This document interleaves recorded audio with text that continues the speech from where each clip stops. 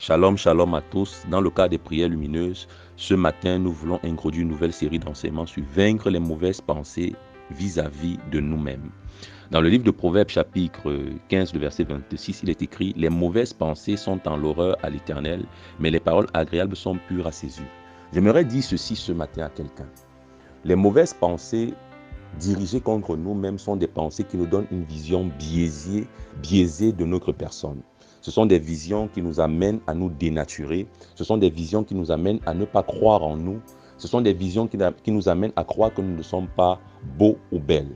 Et aujourd'hui, plusieurs personnes sont malades psychologiquement parce que Satan ne cesse de leur souffleter à l'oreille « Où tu es là, tu n'es pas assez belle ». Voilà pourquoi on assiste aujourd'hui à la croissance des industries qui touchent tout ce qui a trait à la beauté corporelle, les laits de toilette, la chirurgie plastique. Nous assistons à toutes ces choses où les hommes n'arrivent pas à croire qu'elles sont belles. Et elles se disent que la beauté, par exemple, est liée à ce que Satan a mis dans leur tête. La Bible dit que Dieu fait tout à merveille, tout à merveille. Et nous sommes des créatures merveilleuses. Dieu ne s'est pas trompé en te créant tel que tu es. Il n'y a pas une partie de ton corps que Dieu a raté. Dieu t'a créé tel que tu es parce qu'il a un objectif bien précis à accomplir avec toi sur cette terre. Et si tu ne l'acceptes pas, c'est parce que Satan veut te faire croire aux nouvelles normes de beauté, aux nouvelles normes de beauté. Voilà. Et ces normes ne sont pas des normes divines, mais ce sont des normes démoniaques.